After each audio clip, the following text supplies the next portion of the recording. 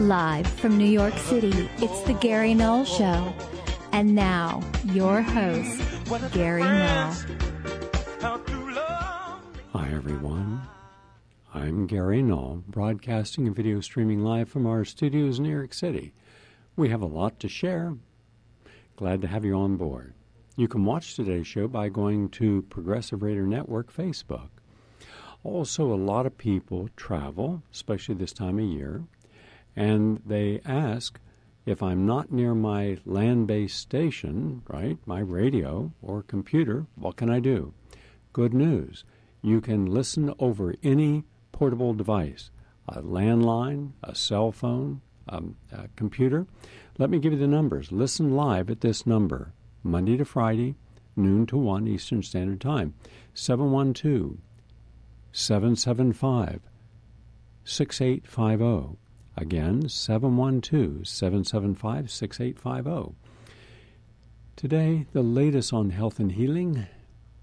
A really good story I read in a scientific journal, I'm going to report in a few moments, on how once again, if you've been eating your vegetables, you're preventing cancer and you're creating a very healthy gut. Also, I'm going to do an audio clip, and I believe it's time that we did a documentary series on this. Women in prison for long periods of time when all they were doing was defending themselves against their attackers. And it's a huge number. In fact, they're the largest single increase in the prison population, not men, women. So we're going to deal with that. And then I'd like your feedback on that. Also, we have plenty of money for the military-industrial spy complex, but nothing to help the people who need it in inner cities, in public schools that need brought back up to a higher standard, and even kids don't have textbooks. Why? Robert Reich will discuss that. Also today, I want to deal with climate change, because we've had climate change for more than a century, and we've been living either in a hubris state of mind, where we're indifferent to the facts, or we just don't believe it could impact us individually, or we're in denial that it exists at all. Any one of those, but it all adds up to the same thing. We are not addressing it. Yesterday I had on, a person was on last week talking about geoengineering. And he's an extraordinarily articulate person, good scientific credentials. He doesn't exaggerate. We had him on last night. It was an extraordinarily powerful hour. And because many of our listeners want to hear him but don't have access to the internet, I'll be playing him the full hour this Friday on all of the stations around the country that syndicate this program, including our sister station in New York City, WBAI. I think you'll find Dame Wigington extraordinarily interesting. But it's what he's saying is happening now. And boy, did he push the timetable up for the inability of whole nations not to be able to feed themselves. Wow. You'll hear him and justification of that. I'm not, and you'll hear me also say that those are his opinions. I'm not as fatalistic. I'm optimistic, but even my most optimistic timetable is starting now with all that's happening around the world, and we reviewed everything happening around the world that the average American's clueless about. We have about 3 years before you start seeing the hottest day we've ever had become the new norm. The rainiest day, the worst hurricane, the new norm. Well, how exactly are we supposed to adapt to that, as we are not a nation that likes to change personally? And so we discuss that. You won't want to miss that Friday show if you missed last night. And then finally, I've been meaning to put on a person. Her Her name is Candace Owens, and she has some specific statements to the left. Now, it's not that I agree or disagree with her. She's articulate, she's intelligent, and I also feel that she is wrong on a great many points. But I'm not one of those people who believe that because you disagree with someone, that you have to be slandering them or yelling and screaming. That doesn't resolve anything. So what I'm going to do is this. I'm going to play a clip of hers, and you can agree or disagree, in part or whole, but then I'm going to offer her positive advice of how to seek the truth from sources other than the extraordinarily biased and wrongful discussion and talking points that are used on the right, as I have on the left. And then you'll have a chance to see what I consider the single most important issues we, all of us, should be dealing with as a society. That's coming. But we start with the latest on health and healing. And the first thing we're dealing with is from the Francis Crick Institute. And it just released a statement today. And we scour the world scientific literature for the best things that can help our health. And this is about compounds that you've heard me discuss in vegetables like kale and cabbage and broccoli that help to maintain our gut, but also prevent colon cancer, a major killing cancer in the United States. And in it, they found that there was a substance. You've heard me mention this, indole, I-N-D-O-L-E, 3-carbinol, or I3C. And that you get when you eat cabbage or broccoli sprouts, and it's been shown to prevent colon inflammation and colon cancer by activating a protein which is an anyl hydrocarbon receptor, or AHR. But beyond that, when you eat something like sauerkraut or beets or kale or, let's say, mustard and radishes, that goes into the gut and creates a very good anti-inflammatory probiotic enhancement of the milieu in the gut. It's simply good for digestion, good for your immune system, good for your health. And so those of you who switch from a standard American diet, which promotes disease, that there is no benefit to that diet. Every single study in the scientific literature, if you were here in my office right now, in the back office, in the front office, in the middle office, you'll see scholars. You'll see citizen journalists. And they're all studying the best scientific literature. And not a single study shows that eating hot dogs and hamburgers and pizzas and colas are good for you. To the contrary, they show they cause disease. And they cause disease by causing oxidative stress. So we want to prevent colon cancer. We want you not to get sick.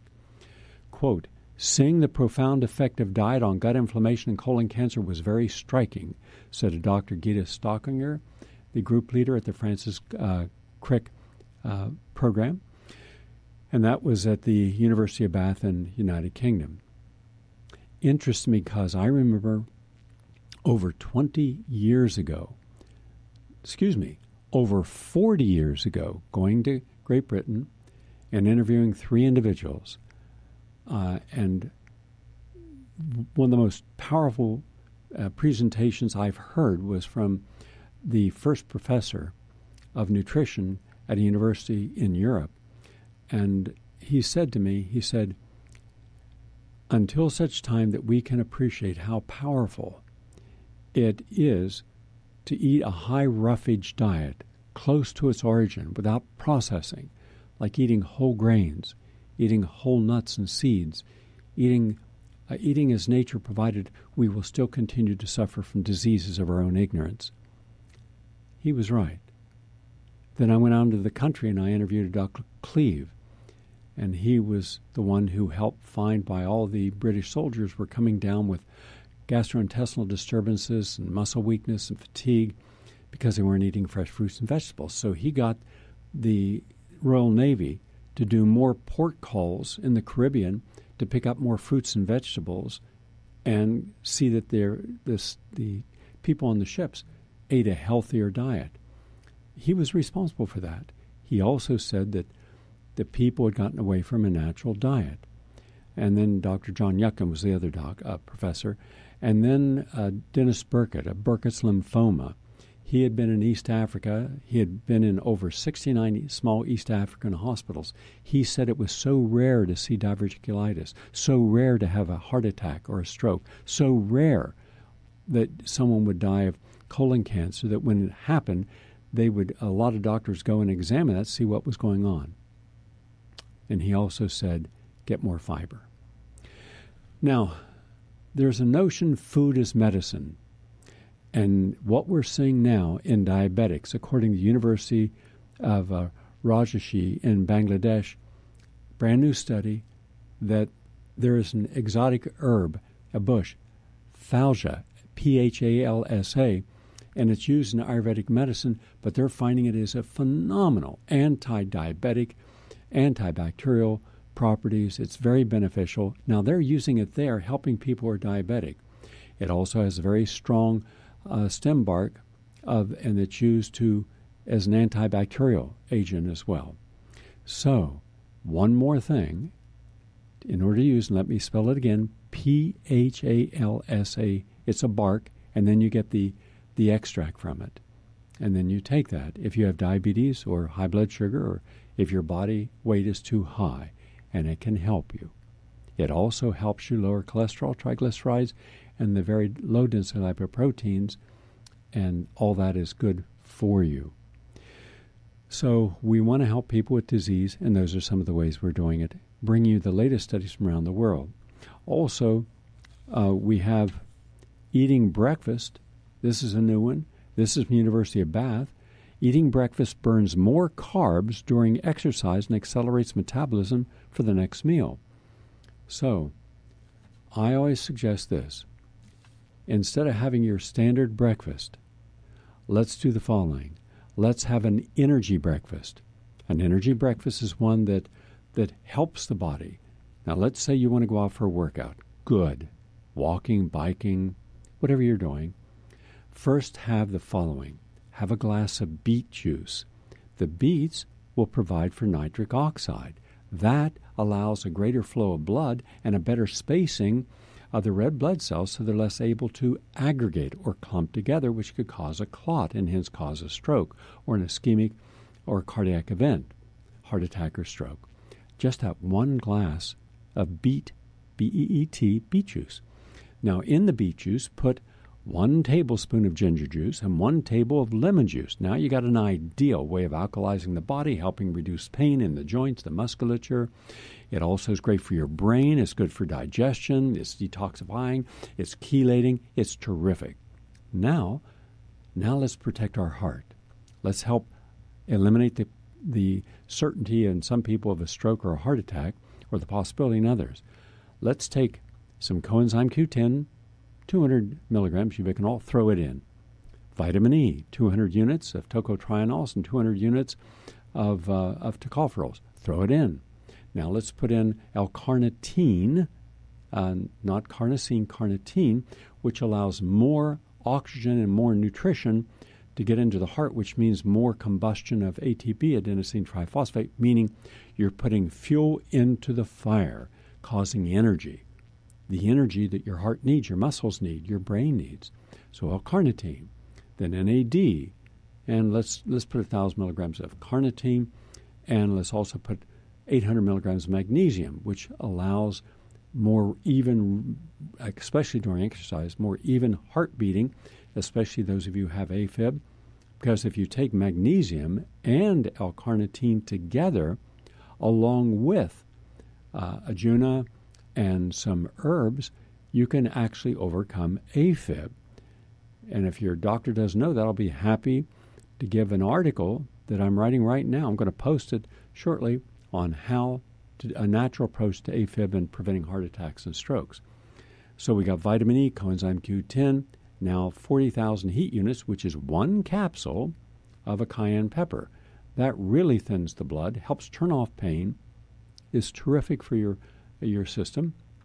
And then you can also add in there as a ginkgo biloba, and which ginkgo would be about 100 to 200 milligrams. So now you're ready to start your day. Now when you come back from your workout, you've created some free radicals.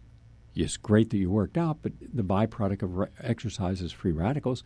So now have some black cumin seed oil. Black cumin seed oil is simply the greatest healing oil we've yet to discover. But you don't want to drink that straight. It's a little too strong. I would dilute it in the smoothie. Now, in that smoothie, I would put whatever powders you use each day and some fresh berries and a scoop of coconut oil and a scoop of flaxseed oil and a handful of walnuts or walnut butter and a scoop of protein from vegetables. Split pea, brown rice, hemp, they're all terrific. Or non-GMO soy. Now you've got a breakfast. Now you've got something after a workout that will create satiety or staying value from breakfast to lunch. And that's what I want to see. Now, also, it's found that from the University of Texas, a report just out today, that when it comes to shedding pounds, it pays to think big. And that's according to the University of Texas Health Science Center at Houston. And the study, in collaboration with the American Cancer Society, focused on Americans looking to slim down and found that those who lost more than a fifth of their body weight more than doubled their likelihood of good metabolic health compared to those who only lost a relatively small amount. So they're saying, quote, if you're overweight or obese, even losing just a little is better than none. But the rewards appear to be greater for those who manage to lose more.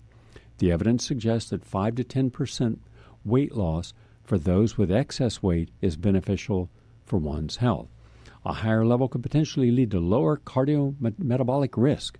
That's according to Dr. Greg Null, the study's lead author.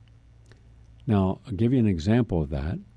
And they used 7,670 adults participating in the National Health and Nutrition Examination Survey for that.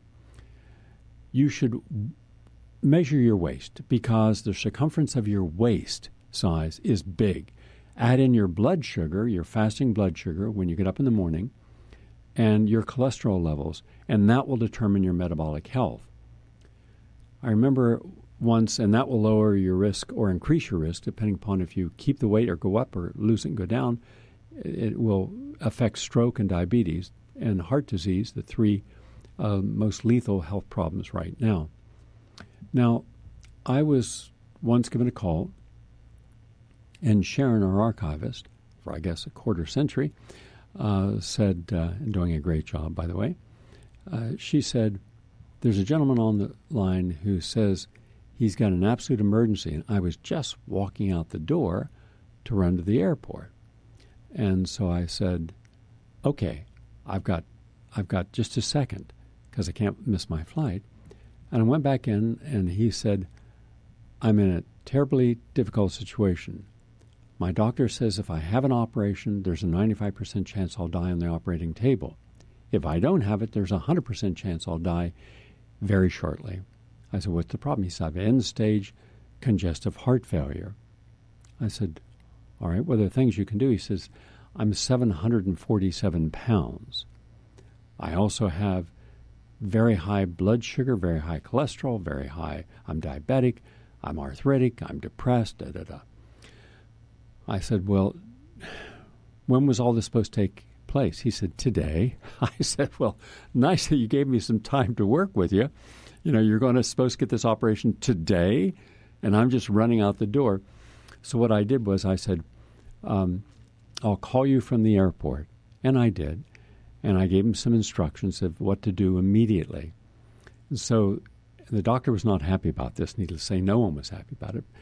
But to bring all of his markers down. So I gave him a protocol, and then I said, is there anyone who can go get you this stuff? Well, there wasn't. So I had to find someone who could take everything to him over in Brooklyn. Then he didn't have the operation, but it was a die if you do and a die if you don't situation. And so the key was getting the weight down. And when you're 737 pounds and you're over 55, you die. But he didn't. And for the first time, he said in his adult life, You might have seen him. He was that big guy in The Bronx Tale, Robert De Niro film. In any case, he would go right across the street to where there was a health food store and get his wheatgrass juice. And then I said, one little wheatgrass juice not going to do anything.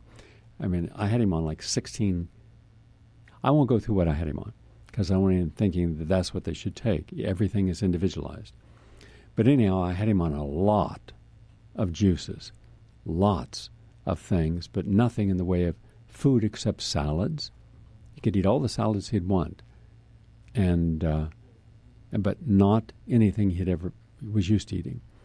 Well, what happened was, over the next several months, he lost weight to the point where the protocol for his heart reversed his congestive heart failure. In fact, there's someone listening right now, I'll bet, who, and here's the irony, this person just retired from running a major division of a major New York hospital.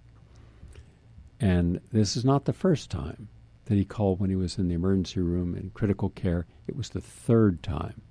So he chooses, unlike Fred Fisher and others, he chooses not to learn.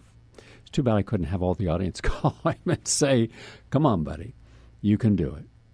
Just like in the marathon, when you're at the 18th mile and you're thinking, oh, God, why'd I do this? And the people on the sidelines say, you can do it. And then suddenly you don't want to let them down and you don't want to let yourself down and everyone else that believed you could do it, and you get back in. But this fella, he's not the wisest person when it comes to his health. And he had congestive heart failure in stage. They didn't think he'd make it through the night. Here I am at 2 o'clock in the morning giving him a protocol. A close relative was getting him the stuff, and he got through the night, got through the next day, got him out of harm's way, overcame the congestive heart failure. And then I said, give yourself at least 3 months now to detox. I can't do that. I've got too many responsibilities. And I'm thinking to myself, wow, you're talking about responsibilities of helping people who, A, don't like you, and B, use you, and C, you need to save people, and you can't save yourself. Now, what's possibly going to go wrong with this scenario? And here you are 3 separate times. I've had to bail you out, only because you're a friend. Don't press it. There may not be an opportunity for a fourth. You can't keep coming up to you can't be Christopher Walken your whole damn life. That's what he is. Where he remember the last scene of The Deer Hunter where Christopher Walken, one of the most iconic scenes in a movie where he's drugged out in a Vietnam bar and he's spinning the wheel. There's money on the table to see if he'll blow his brains out and click. It doesn't happen that day, but it's going to happen. So for those of you who think that you have the time, you don't. The Buddha said the biggest mistake you make is thinking you have time. Nobody has time. Nobody has time. We fool ourselves in thinking, I got all the time I need. Not today. I got too many responsibilities. Well, here's some common sense. With all your responsibilities and all your must-dos and all the people you must do everything for them, including wiping their ass, because why should they dirty their hands? You're more than willing to do it, right? Isn't that part of that mindset you got? What's going to happen when you die? Who's going to be responsible for them? Doesn't matter then, does it? Life goes on. And for those of you who somehow think that you're so essential to your work and to your family, you're not. You're not. We had a person named Maimonides, a great physician, a rabbi, a great healer. He died. Spinoza died. Yeah, everyone. Gandhi died. Life goes on. So why don't we pay attention to how valuable our life is, our life energy in the moment we have, and respect it? Fred Fisher in that moment decided to, and he didn't turn back. 2 years later, he had lost 346 pounds. Now, here's tying it into the article I just shared with you. The more weight he lost, the better his biochemistry became, the more his markers changed. So, in effect, we began to reverse his aging at the biological level. And there are studies you can do to tell what is your biological age, because that's the only age that matters. Your chronological age is irrelevant. It's your biological age that's going to determine whether you're going to live a longer life and healthier or a sick life in short. Fred went on to live another 25 years. By every single metric, he should never have lived that long. But he lost the weight. He stuck to it.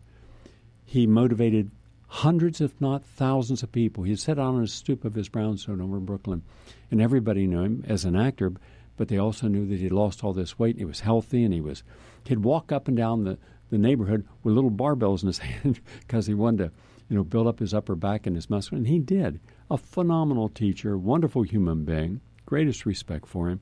And we kept in touch over the years. And so it just goes to show, if you're given a second chance, or a third, or a fourth, take advantage of it. Do the right thing. Do it for you. There's a moment in life where we all have to, like it or not, we all have just to drop all the balls that we're juggling, every single one, and then decide which ones should we put back up and which ones should we just let them go. If you keep trying to juggle every ball and be responsible for everyone else and how they feel and what's important in their life, where is the room for you to grow, to be free, to thrive in your intellect, your creativity, your spirituality? It's not. And finally, this was interesting, another study that cannabis risk to relieving intestinal inflammation explained, University of Massachusetts, and it talked about, and this was published in the Journal of Clinical Investigations, how people who had intestinal problems, all forms of intestinal problems, when they used cannabis, the anti-inflammatory part of the cannabis was able to turn off inflammation. Well, if you have colitis, diverticulitis, spastic colon, then anything that can turn off that inflammation could be a lifesaver. So let's look at the scientific literature. 22,000 studies on cannabis. Isn't it time that we had a national referendum to say no more laws that prevent anyone from using drugs? Abolish the entire war on drugs, get proper clinical treatment centers in every town and city in the United States. Let's approach this not as if people have committed a crime, but rather people need some help. Let's help them, not punish them. And let's then let the oils, the cannabinoids, be used as a primary tool for stroke, cancers, inflammation, all the wonderful things it can do. I'm Gary Null. Back in a moment. Please stay with us.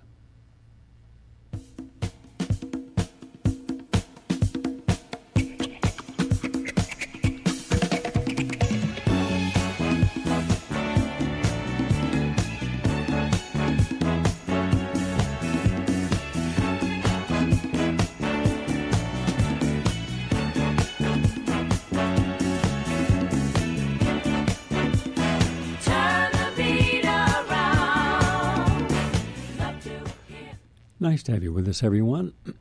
By the way, just as a aside, this major road trip I'm taking, filming 2 major documentaries, one on poverty called Friend, Can You Spare a Dime, and the other one on saving our planet, because we're losing our planet.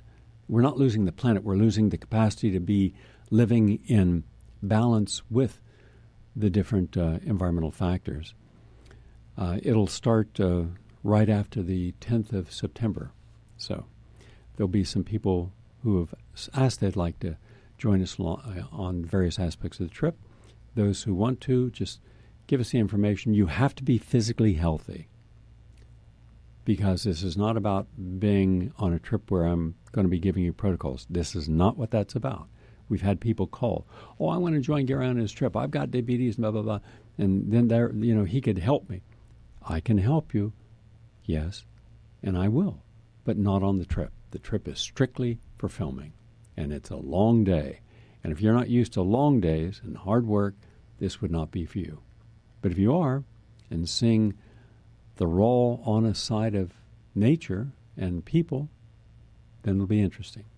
For everyone else, you'll see the results probably within the next 9 months. This was from The Guardian. Whoa. Quote, "Don't blame wildfires on climate change. It's environmentalists' fault," says U.S. Interior Secretary Zinke. That's right. Ryan Zink blames environmentalists for the devastation in California and calls for an increase in logging. Hard to imagine, but that's what he's saying. In point of fact, right now we have more fires in California than I've ever seen in the history of California. And 3 of the worst fires in history are occurring right now as we speak. And no, it's not environmentalists causing these fires. It's our environmental policies, including logging. And we'll be dealing with this in an upcoming program. I now want to have you listen to a good short interview. It's not the shortest interview, but we'll go to about 7 minutes, about most women in prison are incarcerated for committing crimes in self-defense. Therefore, should women be put behind bars for defending themselves? Watch it and then call in at 888-874-4888 and share your opinion on it. Now, to the film. There are 1.5 million missing black men in America due to mass incarceration. But what you might not know is that the fastest growing prison population isn't men. It's women. Many think of prisoners as perpetrators, but in many cases, they're also victims. A harrowing amount. The vast majority of women who are incarcerated are survivors of sexual abuse. And it isn't uncommon to find survivors of violence who are serving sentences for fighting back against their abusers. Dying at the hands of an intimate partner is sadly not uncommon for women, especially black women, who are 2 times more likely to be killed. Half of them after trying to leave the relationship. Should women be put behind bars for defending themselves?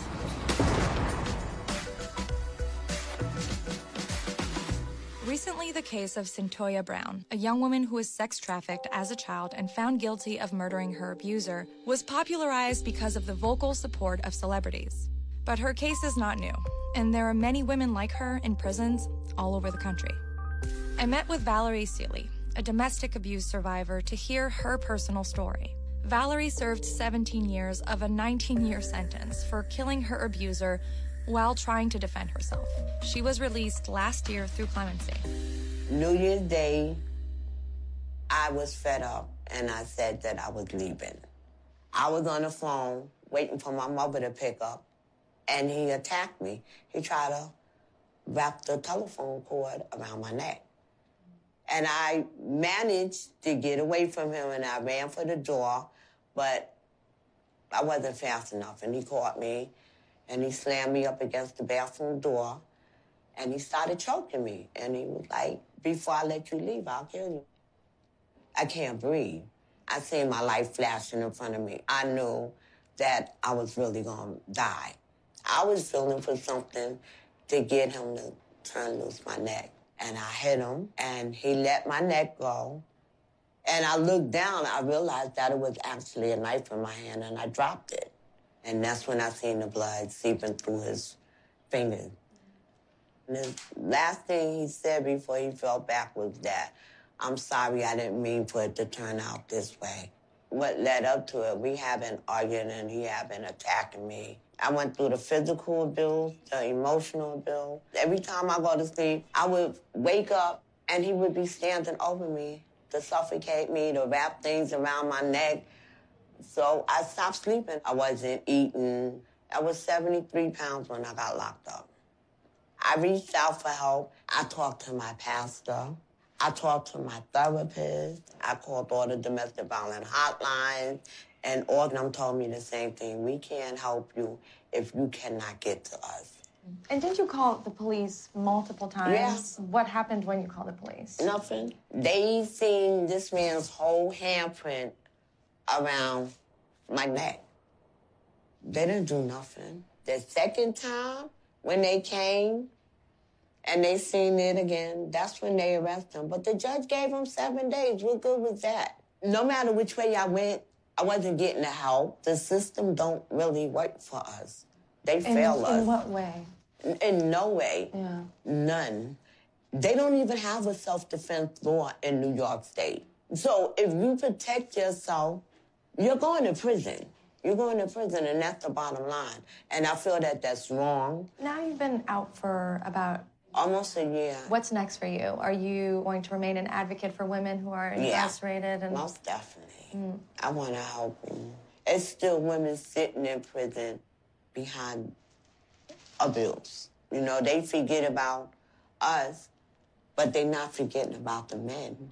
Every time you turn around, it's the men this, the men that. When are y'all gonna think about the women too?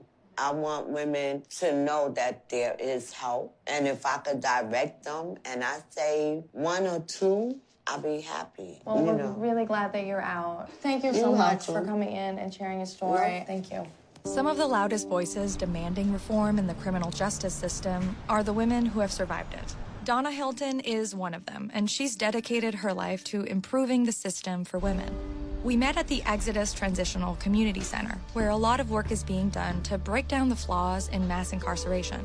Can you talk about the sexual assault to prison pipeline? Abuse is trauma. That's usually why a woman or a girl is incarcerated. We know because it's just not addressed. And we feel like that's the response to it. Oh, just lock it up. Lock it up and it'll go away. We never have to deal with it again. And I'm not saying people don't need to be put into timeout. Absolutely. But incarceration has become the response to mental health. You can't run from these issues. We're like dogs chasing our tail because we're doing the same thing over and over, and it's exacerbating. Can you talk a little bit about the policy changes that you are working on, especially when it comes to survivors of domestic violence who are incarcerated for fighting back against their abusers? When I was inside, one of the policies that I worked on was the Domestic Violence Survivors Justice Act. And so we say that because it's a tongue twister, DVSJA, because it's like, blah, blah, blah, blah. We were trying to figure that out for a long time. Like, how do we break this down? Like, what do we call it? So it became that. And the bill is saying that if you can prove that abuse was a significant factor in your life, so it's not necessarily that you even have to be in prison for a domestic violence situation in the moment, but if it was a significant factor in your life to even get you to the point where you are in prison, if you can show that, then that's how the bill is able to help you. But we do have resistance. The belief was it would open the floodgates and everyone would just get out because everyone would say that, oh, they've been subjected to violence. No. That's not true. There's processes where, like, if you're applying for clemency, you have to put in an application. By the time you go through that strainer, like, you're okay if you made it. You know what I mean? To even get interviewed, to go in front of... So what are your thoughts? I'll share mine, but I'd like to hear yours first. On all the women in the United States who simply fought back when they were being assaulted, and they ended up in jail. Our current system is broken. Our entire penal system is broken. It's there purely for punishment and for profit. It should be there for neither. It should be there for rehabilitation and providing the kind of mindset that allows a person to understand what caused their incarceration and give them a chance out. And I believe that at least 40% of all people in prison shouldn't be there under any circumstances. Much better ways, if someone has committed a crime, depending upon the nature of the crime, to give them community service and let them work within the community. And by the way, on that subject, when you look at San Francisco and you look at Los Angeles, you're looking at compounding problems. It's not just that a person is poor and homeless. Frequently, then, they are depressed. They're using drugs to alleviate their psychic pain. And then in now come the gangs. And the gangs are charging these people rent. So if you can't pay the rent, you get thrown out or beaten up. Women are frequently forced into selling sex. It was bad enough that they had a home, had a family, or had something that provided quality of life, and now they're without all that, and now they're being additionally abused. Nothing's being done against these gangs, nor anything to help them. What's one simple solution? Now, this is a simple one. Why don't you begin to hire all of the people you can who are homeless? Let's just start with San Francisco as an example and give them $15 an hour. And then convert federal, state, and local empty spaces into affordable living, and for them, free living for families, single men, single women. So now they have a place to stay, so not in the tent or out on the street. You're providing them with mental health counseling to help them get a sense of their integrity and self-esteem back. You're giving them some money for work they're doing, and the work they do is clean up the city. So, you're cleaning up the city. That's good. And because your average citizen walking down the street is not going to clean it up, you're giving them an income they can start to save and have some money to spend on things they need, and you're giving them mental health counseling. Just a suggestion. But they haven't tried that yet. I think they're hiring a few people for $10 an hour to clean up the city. Far more can be done. Now, and again, I'm waiting on calls. If you have a response to women who have been incarcerated and shouldn't be there because of fighting back, let me know. I'd like to hear what we have. And we have one person on the line now. Let's go over and say hello to Maxlina in California. Yes, Dr. Null, good morning. I heard that clip, and I started sobbing, still shaking, because I watched my father beat up my mother from the time I was a little girl, and nothing was ever done to help my mother. And I wouldn't know where to begin to help women to stay out of that kind of violence, to protect them. I would really love to help. Okay, Maxlina, why don't we try this? We can't undo what has been done, the violence that your mother experienced by your father. But what we can do is use that to then start a campaign at the local level, and where you have some control, where you begin to print out articles and share them with people about how common is violence against women, and then try to get either church groups or the city council to set aside a place where women who are being abused in any way can go to and have a safe place to stay. Meaning when they walk in that door, the violence that has been brought against them will not be able to enter that door. Because right now they don't have any place to go. If they don't have friends or family, they don't have any place to go. And they go out on the street. So this way they're given a safe haven, and then they can have legal representation, psychological representation to help them overcome the trauma they've suffered. That's the first step. That's something that can be done.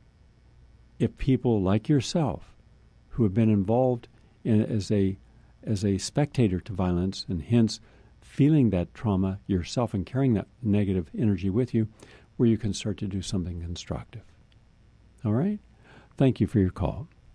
Now I'm going to play a clip from Robert Reich on all the money in the world for the military-industrial complex, and both the Democrats and Republicans together, the corporate liberal, corporate conservative community in Washington, passed this bill without any limitation, but not a penny for the de-ghettoization of America, or to feed hungry children, or to help homeless children. Shows you about the politicians' priorities. Watch this, please.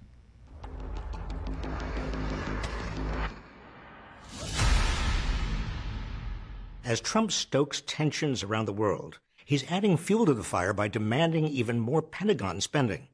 It's a dangerous military buildup intended to underwrite endless wars and enrich defense contractors, while draining money from investments in the American people.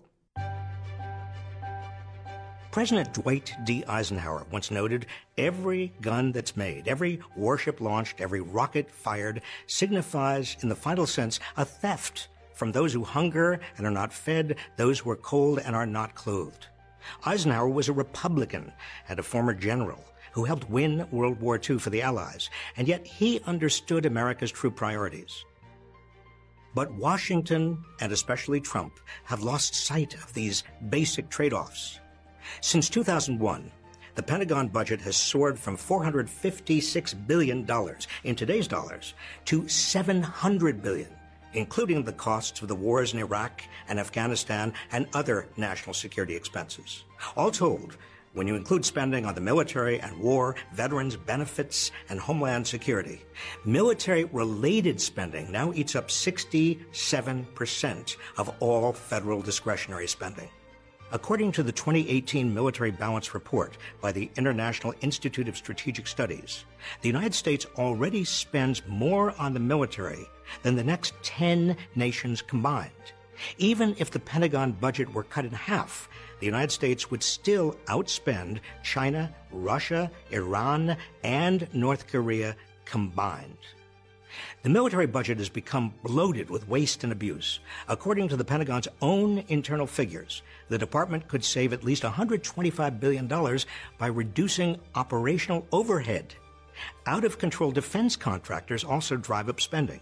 In coming years, cost overruns alone are projected to reach an estimated $484 billion.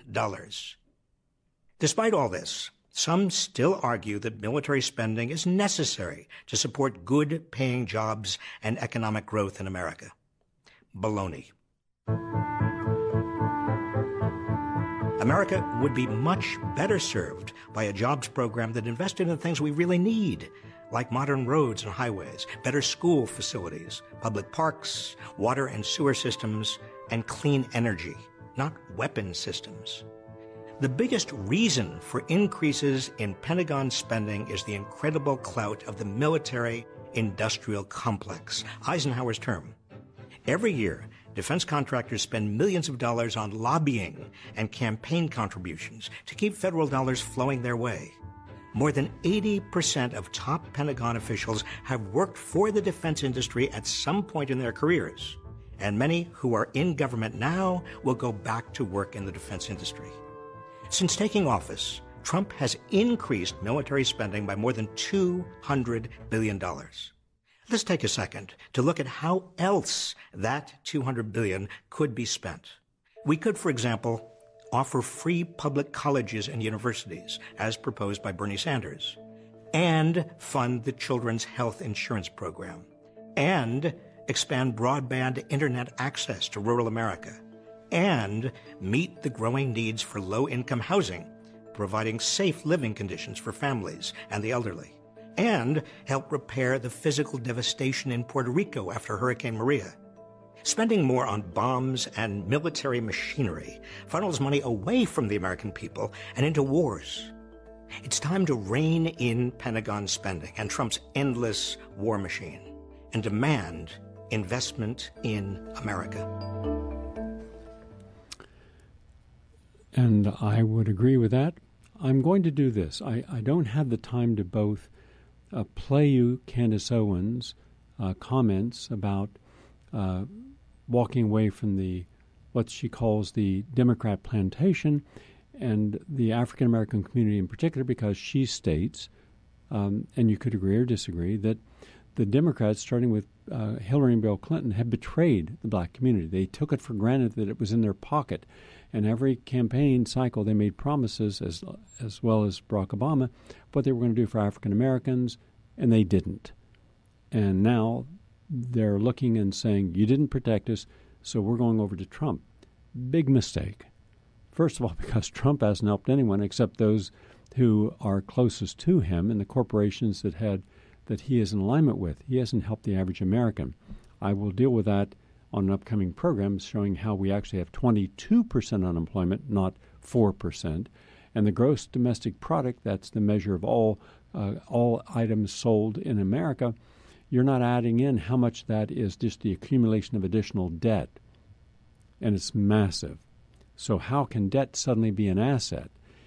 It can only be considered an asset to that portion of the debt, the equity that goes beyond your debt. So if you buy a house for $100,000 and your mortgage is $100,000, you don't own the house. The house is owned by someone who gave you the $100,000. If your house is worth $300,000 and you have $100,000, you have a $200,000 equity. That is your equity. And unfortunately, people weren't told that they shouldn't be cashing in the equity on their homes, and as a result, millions of Americans thought that, I've got an ATM machine in my house. Not today. People are a little wiser, but credit card debt is terrific. It's so high. So what are some progressive ideals for Candace Owens to look at? And Candace, I don't come at you with any anger or animus because you support this president or the Republicans. That's your business. That's your right. but you're a highly articulate, intelligent person who's very charismatic, and I believe that if you would look for the truth in what you're doing and see how, just as you were looking for the truth as a Democrat and a liberal, and you didn't see it and you left, but you went in the other you went in the other door. I'm asking people to look for the truth and then step away from the Democrat or Republican position and go independent and then see what is the truth. Here are some issues that I believe you should look into. These are progressive issues. First and foremost, reinstate the Glass-Steagall Act to again separate savings and loan banking from speculative investment banking. And by the way, you want a horror story? Engage in some scholarship. The scholarship is that every single penny any American puts into any regular bank in the United States is no longer their money. Legally, it's called the bail-in. Now that is considered an investment in the bank, and that means that if a bank failed, you would not be able to have the FDIC, the Federal Deposit Insurance Corporation, bail you out. A, they couldn't do it in any case, they don't have the money, but B, because that is now a private arrangement, an investment you've made, and hence not the historical savings account that you'll be bailed out of. So you're going to lose everything. So the next bank failure, when it comes, and it will, it'll be in the trillions of dollars. The banks will get bailed out because every single penny in their accounts will be frozen. They'll be given micro shares in the bank, but they're not even first creditors. They're last creditors. So take a look at the truth of our banking system. The very people that the Republicans and your party support, the Wall Street people, and look to see how mercenary they have engaged in this capitalist system. That's not the same as free market. That's controlling the market. That is using debt and economic and political leverage to create monopolies where they have no competition. Then ban trading in commodities that are necessary to life, such as ban where people cannot unduly move the price of food and fuel and water. Now, we should not have to go hungry because we can't afford what is food because someone has speculated on it and has forced the price of food up beyond our capacity to be able to feed ourselves. But right now, that's exactly what is happening. So when you look at this perspective as a poor person, you can use your mantra and the right's mantra, well, pull yourself up by your bootstraps. That's nonsense. That's always been nonsense because for every person who was able to pull themselves up, I'll show you 100,000 kids that died making 15 cents a day, working 12-hour days in toxic environments, and their labor was exploited by those that you support that believed in the marketplace will dictate. The marketplace has never been honest and ethical. It was only when the unions, whether it was John L. Lewis or Gompers or any of the other George Meany, and it was only when the unions in the 1940s and 50s began to insist upon collective bargaining and creating healthier environments for working, being paid overtime, and equality in payment. That's when our standard of life increased. And had it not been for the unions, we would still be living in abject poverty, as many people were for over 200 years prior to that. Also, declare a moratorium on home foreclosures. People are stuck in this trap where they buy something they shouldn't have bought. They're buying into a dream that becomes a nightmare. And now, when they miss a payment, all their credit card expenses increase, their debt, and without their knowledge. And now there's debtors' prisons, and frequently they can't walk away. Even if they're out of a house, they're still legally owing the mortgage. And that's not right. So we should have a moratorium that no one who can't afford to pay a mortgage should be thrown out of the house. They should be renegotiated to 15% of whatever income they do have. So even a person on welfare could still have a domicile place to live. Also, stop the Federal Reserve from giving any more no-interest loans to banks and corporations. Isn't it interesting? You believe in capitalism, and the only capitalism we see today is not ethical capitalism, but rather it is proprietary, and it is vulture capitalism, the worst type that exploits by people who are very rich, don't need the money, but want the power that comes with the money. If someone is that needing of power, they're not a normal person. They're manifesting sociopathic and psychopathic and gross insecurity needs. They need help, not to be put into a position of being emulated. And also, isn't it interesting, you don't believe in socialism, but your public education is socialism. The police and fire are socialism. The Coast Guard is socialism. If there's a storm, FEMA is socialism. Every society in the world has some form of socialism. I will deal with on another upcoming program the strengths and weaknesses of it and being more honest about what it really is. But why is it that when the banks and the corporations fail, socialism is exactly what bails them out? We, the people who've suffered the greatest, have to bail out these people, and those people privatize their profits and socialize their losses. Clearly, you are smart enough, Candace, to do your homework to realize that the right, the Republicans, this president, have lied to you. The left lied to you. They're pathological liars. The right, they're double-down pathological liars. So we shouldn't be going from one to the other, left to right, right to left. We should be withdrawing and looking at true, humane, and proper addressing of these issues. Now, on tomorrow's program, I will continue and share other issues that neither the right nor the left have dealt with. Everything I just mentioned, Glass-Steagall, those were the Clintons. And for those of you who say you shouldn't be criticizing the Clintons, okay, tomorrow I'll address that. Do you support Hillary Clinton? Do you support Bill Clinton? If you do, then you have to support what they've done. Oh, you mean you just metaphorically support them, ethereally support them? No, if you vote for them, then you're saying to the world, I'm for them. Do you really want to know what they've done? Because I'm going to tell you, and I'm going to continue telling you, until you do your own homework, until scholarship is once again a part of what precedes and is the foundation of any discussion. So we're not here to attack you or tear you down. We're here to encourage you to use your resources to see that you are in a swamp. And everything you're doing is supporting people coming into that Republican and conservative swamp with this president until you no longer recognize where you're at. My hope is that you will look at what we're suggesting, do your own independent homework and scholarship, and realize you've made a mistake. And there's no problem making mistakes. We all make mistakes. Apologize and then become an independent. I'm Gary Null. Thank you all for watching and listening. Have a nice day.